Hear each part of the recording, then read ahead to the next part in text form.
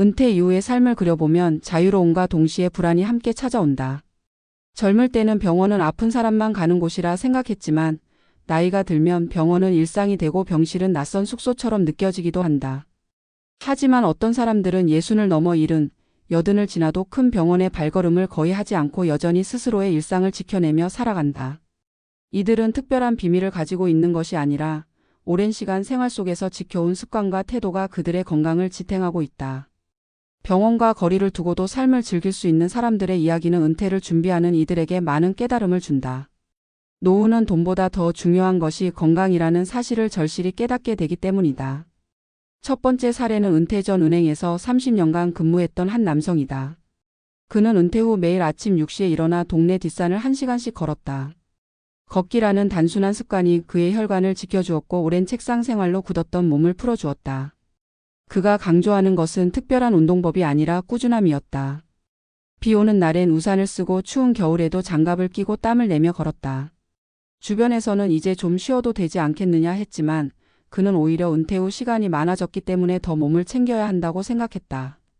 그의 동기들 중 일부는 은퇴 후 골프 모임이나 술자리를 자주 가지면서 건강을 잃고 병원에 드나드는 일이 많아졌지만 그는 단순한 걷기로 병원 대신 공원을 찾는 삶을 이어가고 있다. 두 번째 사례는 교직에 있다 정년퇴직한 여성이다. 그녀는 35년간 아이들을 가르치며 늘 정신적 스트레스를 안고 살았다. 퇴직 후 그녀가 선택한 것은 마음 관리였다. 하루의 일정 시간을 명상과 글쓰기에 투자하면서 마음속 긴장을 풀었다. 젊을 때는 건강검진에서 늘 위염이나 고혈압 전 단계라는 결과를 받아왔지만 은퇴 후 정신적인 안정을 찾으면서 약을 끊을 수 있게 되었다. 그녀는 병원 대신 도서관을 다니며 시간을 보냈고 늘 무언가에 쫓기던 삶에서 벗어나 내 마음을 돌보는 것이 곧 건강관리라는 사실을 깨달았다. 주변 친구들이 불면증과 우울증으로 병원을 다니는 동안 그녀는 안정된 생활 리듬과 긍정적인 태도로 큰 병 없이 일상을 이어갔다. 세 번째 사례는 중소기업에서 기술자로 일하다 은퇴한 남성이다. 그는 은퇴 후 시골로 내려가 작은 텃밭을 가꾸며 살고 있다. 도시 생활에서 늘 기름진 음식과 잦은 회식으로 불규칙한 식습관을 이어가던 그는 은퇴 후 스스로 재배한 채소와 곡물을 먹으며 식단을 완전히 바꾸었다. 가공식품과 외식을 줄이고 자연 그대로의 음식을 먹으면서 몸무게가 줄었고 혈당과 혈압이 안정되었다. 그는 병원에서 약봉지를 받아오는 대신 텃밭에서 제철 채소를 수확하며 건강을 지켜가고 있다. 사람들은 그를 보며 시골 생활이 힘들지 않느냐 묻지만 그는 삽을 들고 흙을 만지는 일이 곧 운동이자 치료라고 말한다. 몸을 움직이고 땀을 흘리며 땅의 기운을 받는 것이야말로 최고의 건강법이라는 것이다. 이 세 사람의 공통점은 거창한 건강 비법이 아니라 일상 속에서 지켜온 단순한 원칙에 있었다. 꾸준히 몸을 움직이고 마음을 다스리며 음식을 절제하는 것, 바로 그것이 병원을 멀리하는 비밀이었다. 노후를 준비하는 많은 이들이 연금과 생활비만 계산하며 은퇴를 바라보지만 사실 그 모든 준비는 건강이 뒷받침되지 않으면 무용지물이다.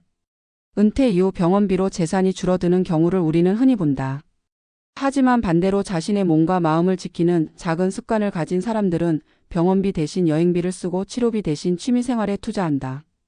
결국 노후의 삶을 결정짓는 것은 돈이 아니라 꾸준함이고 병원 대신 자연과 가까이 지내며 자기 몸과 마음을 관리하는 태도다.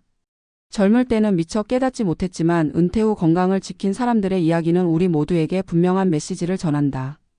나이 들어 병원 신세를 지지 않고 살고 싶다면 지금부터라도 일상 속 작은 습관을 만들어야 한다는 것이다. 은퇴 후 병원이 아닌 공원과 도서관, 텃밭에서 시간을 보내는 삶, 그것이야말로 진정한 노후 준비의 완성이라 할 수 있다. 은퇴 이후의 삶에서 가장 중요한 화두는 결국 건강으로 기결된다. 재산이 많고 적음을 떠나 일상을 스스로 지킬 수 있는 힘은 신체적, 정신적 안정에서 비롯되며 병원과 거리를 두고 살아가는 사람들의 사례는 그 점을 여실히 보여준다. 전문가의 시각에서 살펴보면 그들의 공통점은 단순히 행운이나 유전적 요인에 의한 것이 아니라 생활습관과 태도에서 비롯된 결과라는 점이 분명하다. 첫째로 꾸준한 신체 활동이다. 노화는 누구에게나 피할 수 없는 과정이지만 이를 늦추고 관리하는 데 있어 규칙적인 움직임은 필수적이다. 걷기나 가벼운 근력 운동은 혈액순환을 원활히 하고 근육량을 유지해 노년의 삶을 지탱한다. 실제로 병원을 멀리하는 사람들의 삶을 분석해보면 이들이 공통적으로 매일 몸을 움직이고 있다는 점이 드러난다.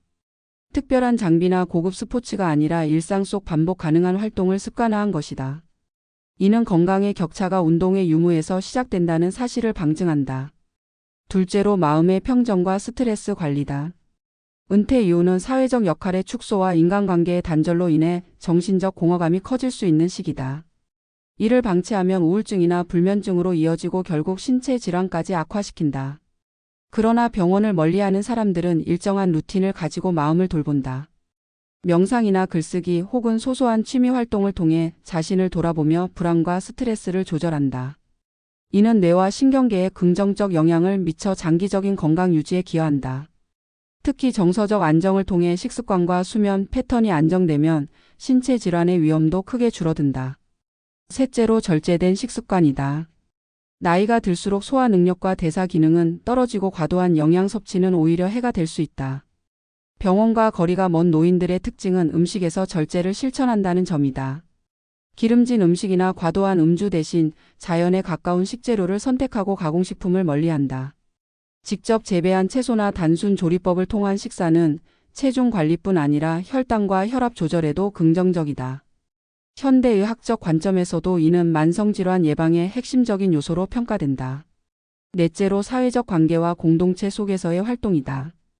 홀로 고립된 생활은 건강에 가장 큰 적이며 이는 연구에서도 반복적으로 확인된 사실이다. 외로움은 흡연이나 음주만큼이나 심혈관 질환의 위험 인자로 작용한다. 그러나 병원을 찾지 않고 살아가는 이들은 대체로 가족, 이웃, 친구와의 관계를 지속적으로 유지하며 작은 공동체에 참여한다. 함께 걷고 식사하며 대화를 나누는 활동이 면역 체계와 정신적 안정에 도움을 준다. 사회적 연결망은 단순한 위로를 넘어 장수와 직결되는 건강 요소로 작용한다. 이러한 네 가지 요인은 단편적인 조언이 아니라 서로 긴밀하게 연결된 구조적 기반을 이룬다. 꾸준한 운동은 스트레스를 줄이고 숙면을 돕고 마음 관리와 절제된 식습관은 운동의 효과를 배가시킨다. 또한 사회적 관계는 이 모든 생활 습관을 지속할 수 있는 동기를 제공한다. 결과적으로 병원과 거리를 두고 살아가는 삶은 특별한 비법이 아니라 생활 전반의 균형에서 비롯된 것이다. 전문가적 시각에서 강조하고 싶은 것은 이 모든 요소가 은퇴 이후 갑자기 시작되는 것이 아니라는 점이다. 은퇴 후 건강한 삶을 유지하는 사람들을 보면 대부분 젊은 시절부터 혹은 최소한 퇴직 직전부터 작은 습관을 쌓아왔다. 몸을 움직이는 습관, 음식을 절제하는 습관, 마음을 돌보는 습관, 관계를 유지하는 습관은 하루아침에 만들어지지 않는다. 따라서 지금 당장 병원을 자주 가지 않는 삶을 꿈꾼다면 지금부터라도 실천 가능한 작은 행동을 쌓아야 한다. 퇴직금을 어떻게 투자할지, 연금을 언제부터 수령할지 계산하는 것도 중요하지만 결국 은퇴 이후의 삶을 지탱하는 근본은 건강이다. 병원비는 노후 재정의 가장 큰 변수가 될 수 있으며 이를 줄이는 가장 확실한 방법은 예방적 생활 습관이다. 의학의 발전으로 수명은 늘었지만 건강 수명은 여전히 과제로 남아있다. 단순히 오래 사는 것이 아니라 스스로의 일상을 영위할 수 있는 기간을 늘리는 것이 진정한 목표다. 병원과 거리를 두고 살아가는 사람들은 그 해답을 이미 생활 속에서 보여주고 있다. 그들의 삶은 화려하지 않지만 단단하고 특별하지 않지만 꾸준하다. 결국 은퇴 후의 삶에서 가장 현명한 투자는 자신의 몸과 마음에 대한 일상의 투자다. 지금부터 시작하는 작은 걸음이 노후의 병원비를 줄이고 삶의 질을 높이는 가장 확실한 방법임을 우리는 잊지 말아야 한다.